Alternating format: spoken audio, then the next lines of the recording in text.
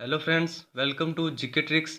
तो फ्रेंड्स, आज हम राजस्थान की प्रमुख नदियों और जो उनकी सहायक नदियां हैं उनको ट्रिक्स के माध्यम से याद करेंगे। तो फ्रेंड्स, इस वीडियो में हम जो राजस्थान का अरब सागरीय प्रवाह की नदियां हैं, जिसमें लूणी नदी, माही नदी, साबरमती नदी और जो पश्चिमी बनास नदी है, उनके बारे में डिस्कस करेंगे। और इनकी जो सहायक नदियां हैं उनको ट्रिक्स के माध्यम से याद करेंगे, क्योंकि काफ़ी अधिक क्वेश्चंस एग्जाम में सहायक नदियों से पूछे जाते हैं। तो इससे आपका एक भी क्वेश्चन नहीं छूटेगा अगर आपको ये ट्रिक्स याद होगी। ठीक है फ्रेंड्स, तो फिर अब चलते हैं नेक्स्ट आगे की ओर। आगे दे रखा है, सबसे पहली नदी दे रखी है लूणी नदी। लूणी नदी का उद्गम नागपाड़ अजमेर से होता है और इसकी जो कुल लंबाई है वह है 495 किलोमीटर और राजस्थान में यह 350 किलोमीटर बहती है। इसी के साथ फ्रेंड्स, यह जो पश्चिमी राजस्थान की सबसे लंबी नदी है राजस्थान की लूणी नदी, इसका भी आप ध्यान रखना। अगर कुल अफवाह क्षेत्र की बात करें, राजस्थान में लूणी नदी का कुल अफवाह क्षेत्र है 10.40%। ठीक है फ्रेंड्स, अब अगर उपनाम की बात करें लूणी नदी की, तो लूणी नदी के उपनाम में है मरुस्थल की गंगा भी कहते हैं इसको। इसके अलावा सागरमती, जहाँ नागपाड़ी से इसका उद्गम होता है, वहाँ पर इसको सागरमती कहा जाता है। फिर है लवणवती और अंतसलीला।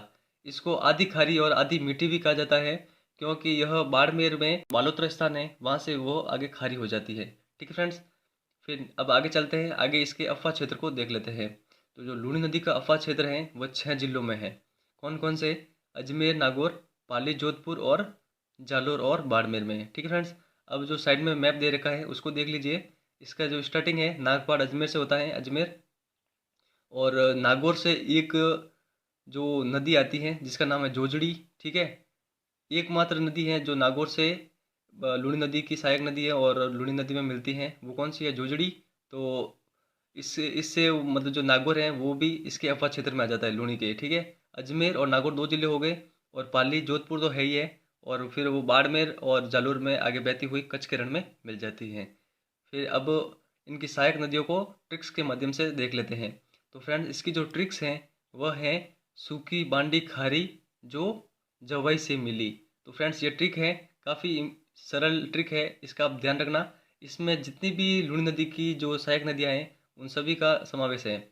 तो ट्रिक्स क्या, वापस देखते हैं। सूखी बांडी खारी जो जवई से मिली।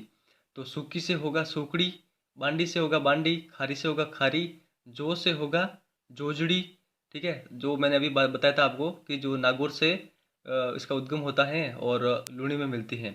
यह जो जोजड़ी नदी है यह एकमात्र सहायक नदी है जो दाईं ओर से लूणी में मिलती है। सिर्फ एक नदी है जो दाईं ओर से लूणी में मिलती है। अब आगे बात करते हैं जवई।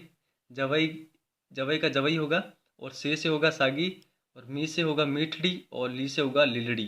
ठीक है फ्रेंड्स, तो यह जितनी भी नदियां हैं यह लूणी की सहायक नदियां हैं। इसके अलावा एक नदी और है जो कि गुहिया है, यह भी लूणी की सहायक नदी है।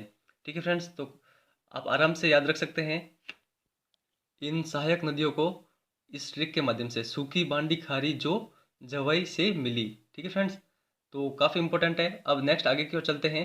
आगे दे रखा है माही नदी। अब माही नदी के उद्गम की बात करते हैं, तो इसका उद्गम मेहंद झील एमपी से इसका उद्गम होता है। ठीक है, अमरेरू हिल्स से। ठीक है, अब इसकी लंबाई की बात करें तो इसकी लंबाई है 576 किलोमीटर, और राजस्थान में इसका जो लंबाई है राजस्थान में वो है 171 किलोमीटर। और इसके उपनाम की बात करें तो इसको वागड़ की गंगा और कांठल की गंगा और आदिवासियों की गंगा के नाम से जाना जाता है। वागड़ की गंगा इसलिए कहते हैं क्योंकि यह वागड़ क्षेत्र में बहती है। राजस्थान के जो 2 जिले हैं, डूंगरपुर और बांसवाड़ा, वहाँ पर ये बहती है, इसीलिए इसको वागड़ की गंगा कहा जाता है। अब ट्रिक्स ट्रिक्स की बात करें तो इसकी ट्रिक्स हैं ए अन्ना चार पाई में सो जा। तो इम्पोर्टेंट है फ्रेंड्स, इसका आप ध्यान रखना, ए अन्ना चार पाई में सो जा। अब इस ट्रिक्स का सॉल्यूशन करते हैं। तो ए से होगा एराव नदी, अन्ना से होगा अन्नास, चार पै से होगा चाय, मैं से होगा मोरन, सो से होगा सोम, और जा से होगा जाखम।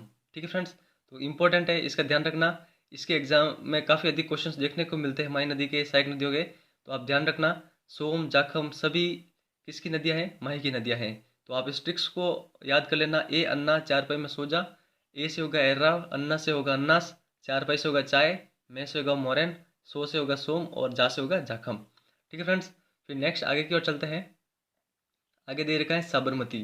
साबरमती के उद्गम की बात करें तो यह पदराना की पहाड़ी उदयपुर से इसका उद्गम होता है। ठीक है फ्रेंड्स, तो ध्यान रखना है साबरमती का उद्गम कहाँ से होता है।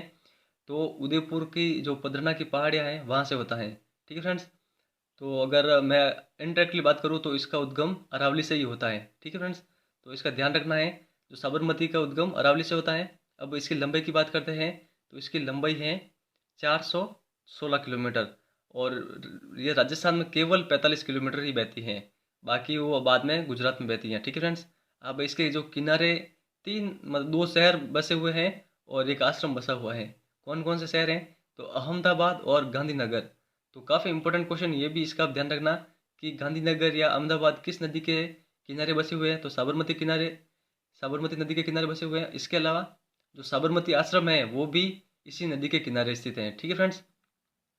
अब इन सहायक नदियों की ट्रिक्स देख लेते हैं। वैसे हमें मावा चाहिए, काफ़ी इंपॉर्टेंट फ्रेंड्स, काफ़ी सिंपल ट्रिक्स हैं, इसको आप आराम से याद रख सकते हैं। वैसे हमें मावा चाहिए। तो अब इसका पूरा सॉल्यूशन देखते हैं। वैसे हमें मावा चाहिए, तो वे से होगा वैतरक, से होगा सेई, ह से होगा हतिमती, मैं से होगा मेरवा।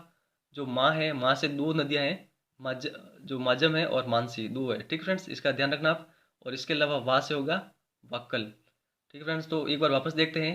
वैसे हमें मावा चाहिए, तो वे से होगा वैतरक, से होगा सेई, ह से होगा हतिमती, मैं से होगा मेरवा, माँ से होगा मानसी और माजम, और वा से होगा वाक्कल।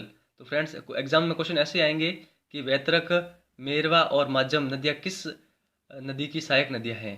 ठीक है फ्रेंड्स। तो अगर आपको ध्यान होगा कि साबरमती की सहायक नदियाँ हैं ये, तो आपका आंसर सही होगा। ध्यान रखना है कि बस इनकी ट्रिक्स क्या है। ठीक है फ्रेंड्स। तो काफ़ी इंपॉर्टेंट है, इसका आप जरूर ध्यान रखना। फिर नेक्स्ट आगे की ओर चलते हैं।